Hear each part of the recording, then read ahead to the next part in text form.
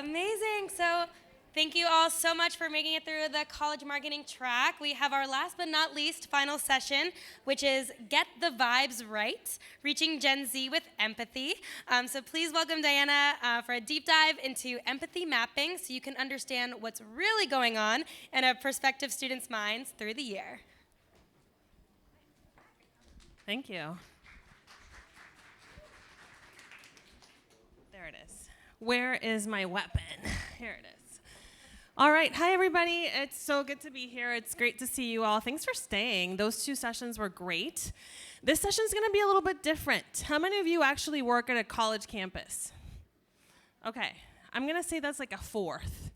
The rest of you are interested in working with college students, right?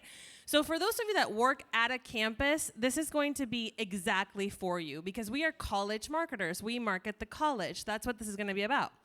For the rest of you, this is going to be a behind the curtain, behind the scenes look at the way college students feel when they start that college going journey. And if you are trying to reach them between the ages of 16 and 19, this is exactly what they're going through so that you understand where your brand could play a role, all right? So I work at Ology. Ology is a marketing branding agency, primarily focused on education.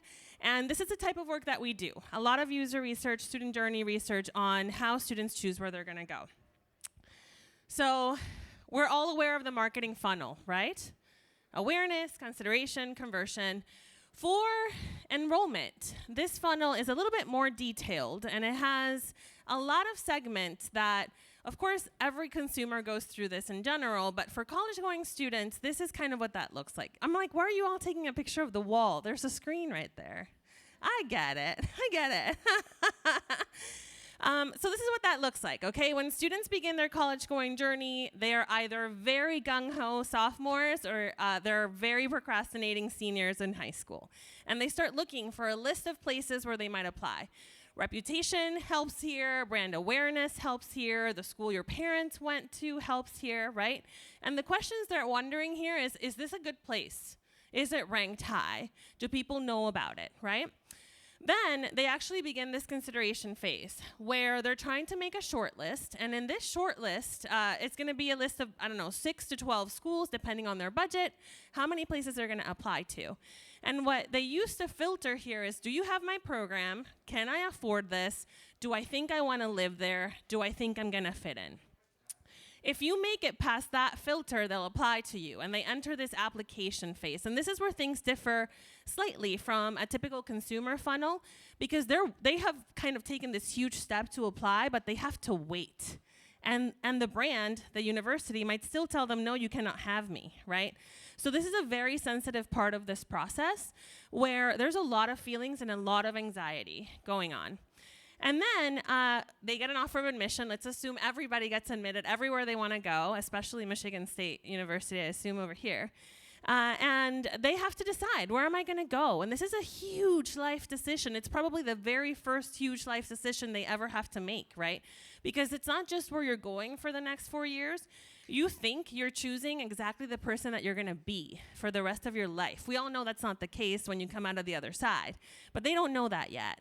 And your alma mater is a name that's going to be attached to your name for the rest of your life. It's a huge commitment, right?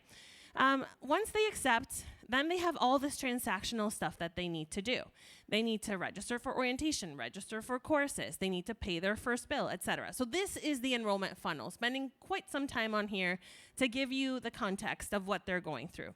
So what do colleges do? They're like, oh my God, they need so much information, right? So colleges send a lot of information. So much information that we get made fun of on Reddit all the time. And this post here is really interesting. I just hit 10,000 unread emails. When you go to this post and you start reading the comments, some people are like, I'm at 30,000, I'm at 40,000. And there's like some repeat offenders that get mentioned in there, right? We think we're doing this. We think we're doing them a service because we understand that funnel and we understand the information that they're looking for, so we want to send them that, right? The challenge with that is that when we focus just on information, we're missing a really crucial opportunity to build a connection, to create connection.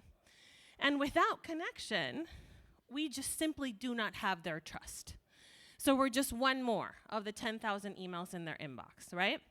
Trust, I don't have to tell you all this, is the make or break difference for any brand. And universities are brands. A lot of university administrators do not want to accept that. They don't want to think about that. They reject that. But we are brands too, right? And this report here from 2023 shows some really interesting stats about the relationship between trust and brand for Gen Z. We are seeing that the third factor ranked in order of importance about like from choosing a brand is trust. Right after affordability, right after quality, it's trust. When I think about this from a university point of view, do you have my program? Can I afford you? Is this a good school? The third thing is not anything else that we've been emailing them about. The third thing is trust, right? And then we're seeing 18 to 26-year-olds, 79% of them, they think trusting a brand today is more important now than ever. And we just heard from these fabulous Gen Z panelists how important it is to have that kind of values alignment. That's where this is coming from. 67% of them, they really prefer a brand that increases their safety and their security. And think about the role that a college plays in that, especially when they're trying to choose where to go. So great. If that's the case, if all this is true and trust is so important, how do we build trust with our college-going students with this very crucial life moment? Well, trust requires empathy. So we finally come to the title of this talk. This model you see here is the trust triangle. This was published in the Harvard Business Review in 2020. And this is a model about leadership, interpersonal leadership. So if you want to be a trusted leader, you have to be a solid triangle, no wobbly triangles. What that means is you need to be authentic, you need to be logical, and you need to show empathy. When I saw this model, I'm thinking, okay, that's for leadership and that's great. What if you're a brand though? How does this apply to being a brand? Authentic, you need to have an authentic brand voice that's always the same and really represents your institution and is consistent throughout all the touch points. You need to be logical, right? All these requirements that we share, all these steps and these processes that we share, if it doesn't make sense and it's not easy to follow, you're not being logical. So they're not going to trust it, right? And you need to show empathy, which is, I think, the number one thing that a lot of university marketing communications really, really lack. So great. We need empathy because we need trust. We need trust so students choose our brand, they choose our college when they have to make that decision. How do we incorporate empathy into that communication flow? Well, that's what empathy maps are for. If you're not familiar with what an empathy map is, this is a great tool that I did not invent by any means, that's been around for a very long time and is very much used in UX, content design, research. And basically what it does is it organizes what we know about our audience into these 4 categories. What are they thinking? And this tells you what you need to say. In college marketing, this is where we focus the majority of our efforts. What is all the stuff we have to send them so they can take the next step? We live in this quadrant. We live in the thinking, okay? But there's all this other stuff we got to think about, like where are they seeing this information? And this conference is a perfect example of that. We've heard about video. We've heard about YouTube ads. We've heard about ads in Uber. We've heard about campus programs. So they're not just looking at their email, they're not just checking the postcard that we sent, they're receiving content in all these different platforms, right?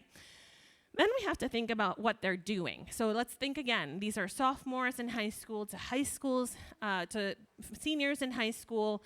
What are they going through? They're probably in 10,000 sports and clubs, right? They're looking for colleges, so they're probably touring around or they're researching a lot of universities. Some of them might be caregivers to their siblings, or they might have a part-time job to help their parents. Some of them, they all have to be studying to keep their grades up so that they can actually be eligible to attend our institutions. There's a lot going on in these teenagers' lives that we don't think about when we're communicating with them and sending them the 10,000 emails that end up on Reddit, because we think we're the only important thing that's going on in their lives, right? But there's a lot more going on in their lives than their college search, and even within the college search process, we are one of maybe 12 schools on their mind. So there's a lot happening, right? And then the last one is really the focus here, is the feeling. What are they feeling through this journey? What emotions are coming up as they're searching for a university and choosing where to go? You'll be surprised.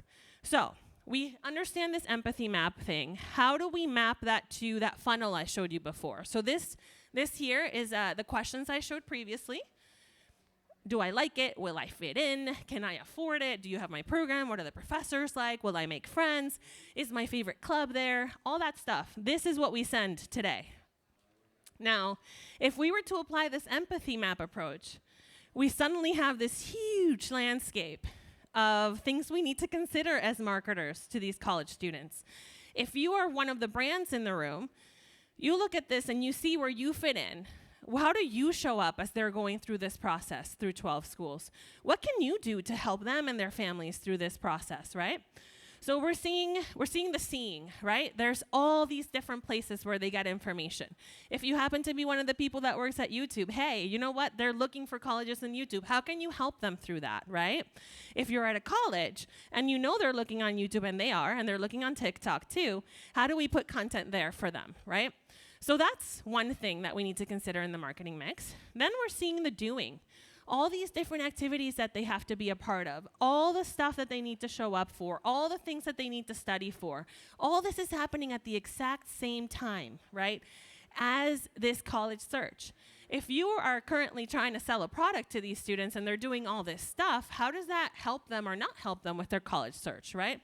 And the last one is the one I'm like, my favorite part of this is the feeling. So when we think about college, and especially if you're a college marketer, college communicator, every single thing we say is exciting. This is the most important time of your life. Your future starts today. Aren't you so eager to start the rest of your life? You're gonna reach big things. You're gonna rediscover yourself. Everything is up here. But if you look at these words, they're stressed, they're anxious, they lack confidence, they're overwhelmed, they're confused, they're nervous, they're scared, they're angry. They're uncertain, they're worried. There's so many more negative words in this realm, in this feeling realm, than we even consider when we're sending them information. So if we were to map it out scientifically, this is what it looks like. It's a roller coaster. It's a complete roller coaster of emotions. They're up, they're kind of neutral, maybe excited. Then it's a pit, oh my God. I did not realize this was going to be so hard, right? And then they're like, I think I get it. And they apply, and they're like, oh my God, what if I don't get in? What's going to happen? What's my parents going to think? What are my friends going to think? And then, hopefully, maybe they're going to get this decision that they got into their dream school, and they're like, wow, this is great. And then back again to the bottom. What if I make the wrong decision? Did they make a mistake? What if they find out I'm actually not that good, right? So they're in this roller coaster of emotions, and the problem with what we do is we communicate like this. So think of how that feels for them, right? Think of the gaslighting of I'm nervous, I'm scared, I'm overwhelmed, and this brand, this university is communicating with me up here the whole time. This is amazing, this is amazing, this is amazing. We can't wait, we can't wait, we can't wait. And you're suddenly like, wait, should I not be worried? Should I not feel overwhelmed? Is it wrong for me to be feeling this way, right? And if you're not in a college marketing situation and you're like one of the brands trying to reach this audience during this time of their lives, also think about this is how they're feeling in general. This is not just how they're feeling about their college search, right? So how can we help them? What can you do to help them and their family through this process, right? This is majorly cringe, right? And it's very millennial to use so many emojis. I know, it's just who I am as a person. It's very cringe. And it's really creating this huge disconnect between us and the students that we're trying to reach, right? So how do we add empathy to fix this? It's actually really, really, really simple. All we have to do is feel with them. So when they're in this roller coaster that they're inevitably going to be on, we ride it with them, right? If they're excited, we're excited. If they are nervous, we say, we know this is rough. If they are anxious, we say, we know waiting is really hard. If they're doubting their own abilities, we say, we believe in you. We know you got this. Here are some resources, right? All we have to do is feel with them. And so what does that look like? So I've taken some emails that are actually out there in real life, and I've protected some of the schools that sent them just because there's no need to throw anyone under the bus. So on the left is the original email, and it basically says something like, we can tell you want to be a part of this. Now, mind you, this student is sitting there at home like, oh my God, do I want to leave home? I'm so scared to leave my people that I know, my friends, my family, my siblings. You can't tell crap, university. You cannot tell that this person wants to go to your school at all. You don't know anything about them. This email was sent before they applied, right? So instead of faking that excitement, how about something that's a little bit more connected to them, actually? I bet there's a lot going on for you right now. That's it. One line. The rest of the content of this email is the same. Complete vibe change, right? Like, oh, okay, you do get it. Thank you so much, blank university. Here's another example. This one is also sent before application, and this email is directly written to answer the question, will I fit in, right? Which is one of the very common questions in this enrollment funnel. Will I fit in? So we get this email that's like, you are going to join a community of 10 million thousand people, and you are going to sing and cheer, and it's going to be loud and overwhelming, and there's going to be so many people around you all the time. And when you want to relax, you can go to our nice quad lawn space, but there will be people there to sing with you and sit with you and chat with you, right? This is an introvert's nightmare, this email, by the way. And so when you read this, you're like, oh, when you're feeling like, am I going to make friends? You might get this email and be like, absolutely not. I am not the type that's going to be singing and cheering, and I don't want to leave my family, and I don't want to leave my friends, right? So same email, because I wanted to illustrate the power of one single feel with them line. Same email, but we started with, one of the hardest things about starting college is leaving your home, your friends, and your family. But here, these are some other ways that you'll find a new community. And it's the same stuff. I would suggest to the school, to include maybe some options that are not singing and cheering. But just that sentence at the top changes the vibe. It's empathy. It's feeling with them. Here's an example on social. So this is a social post, which is all blurred because we could tell who it is if I didn't do this. This is something that they posted when early decision admits were released. So early decision, you apply knowing you want to go to that school and you hear back early. But then there's still a bunch of decisions that are going to come after in regular decision, right? And so this post said, congratulations to everyone, the new members of the class of 2027 on your acceptance. But there's probably half or more students who did not get a decision and actually got rejected early decision to find out later in regular decision, right? So all it takes for this university is to say the same thing, congratulate the people who deserve it because they're up here, right? At the end of that, say, if you didn't hear yet, we still have more decisions coming. Hang in there. We can't wait to celebrate you too. Empathy. That's it. We just feel with them. Last one is one of the examples that breaks my heart the most. Students who grew up in the United States as children of illegal immigrants qualify to study under the DREAM Act. So they can stay, they can go to school. They're not going to immediately get kicked out for being illegal as soon as they turn 18, which is what the law says, right? Great. But because they're not citizens, they cannot get financial aid from the federal government. So a lot of universities in their financial aid website have something like this. If you're a DACA student, you do not qualify for financial aid because you are not a US citizen, right? Even though they are in all the ways that count because they grew up here, right? And so a lot of places are like, sorry, nope. What does an empathetic way to say this look like? Unfortunately, it's beyond our control because the law makes us have this policy, right? Show them that you hate it too, right? And then offer them alternatives that are based on merit or other types of scholarships for other reasons that doesn't require require you to be a citizen. So empathy is really, really simple. All we have to do is feel with them.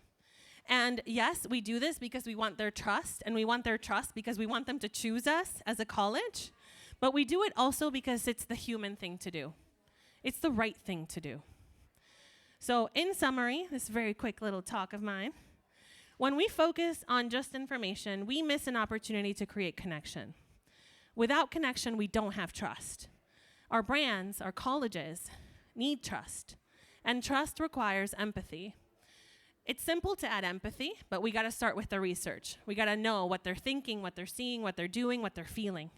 And then all we have to do is feel with them, because we want them to choose us, but also because it's the right human thing to do. Any questions? This is me. Scan the thing, do the thing. Yeah, up here. Steal one of the mics behind you? Or do you have one of the mics behind you? Oh, sorry. No, you're good. I got distracted by the thing changing. You are all good. All right. Thank you for all of this. One of the things that you just said sparked a very burning question, and that is, I mentioned earlier, I'm from study abroad, and we work with college campuses all around the whole country. And that means that sometimes we're working with campuses who are in states where the government has made choices that dictate what universities can or cannot say or promote, or ideologies that perhaps we disagree with, but we want to make sure the students there who want to know we care, know we care. We would love to include language that tells them we hate it too, but I'm curious on your thoughts on that sort of thing for people who we're working like us, working with different campuses and trying to make sure that we're still getting that message through without also suddenly being like blackout at certain locations. Yeah, this is going to keep happening, I think, for a bit too. I think tactfully acknowledging the situation, and think about if you were having a conversation one-on-one with someone, what you might say. You know, we can't really offer this, but this is what we could do, or unfortunately, this is just not available right now, but these are some other options. You don't have to take a stance, right? You don't have to say we disagree with this, but you can say unfortunately, right? Or we're sorry we can't. So it's really about the emotion and the sentiment that comes across, instead of you also being a kind of a part of the machine and just putting the information out there with no feeling attached. So if you're the type of organization that is brave enough or can take a stance, right? Do it. That's if it's part of your brand. But if you can't do that, then unfortunately it's not going to get you in legal trouble, but it is going to go a long way with empathy and trust. Thank you. Yeah. Awesome. Yes. How do you do this with admissions teams who are not necessarily familiar with communications, or they might not have the same vision when it comes to empathy, and they want to follow more like really specific language they want to follow, and they have really specific expectations on how they want to promote their work? Yeah. I think that's why it's really important to introduce empathy mapping as an actual tool. The funnel is going to be there. We have to share the information we have to share. I get it. I've worked in admissions for 10 years. I get it. But I think introducing this layer of let's build some connection on top of the information that we're sending, because higher education and university admissions is actually very, very competitive. And what we want is, when it comes to making that deposit, when it comes to making that choice of where you're going to go, we want them to choose us. And the way they choose us, when all the schools are the same and they're offering the same program and they're, similar locations, is this trust. It's this connection. So it's a differentiator, right? And I think one of the things to try, if they're reluctant or resistant, is to just try it with a segment of the population, try it in a specific market, try it with just some emails or something like that, and see how much more engagement there is and how much more it resonates. There's no harm in being a good human, right? You can still send the information you want to send, but add that layer of, we know this is hard. And that's why I showed those examples. It's the exact same email the admissions team would have sent. But there's just one line that's like, I know this is a lot. Here's the lot, right? So it's just a little bit of empathy on top of what they already want to do. Thank you. Okay.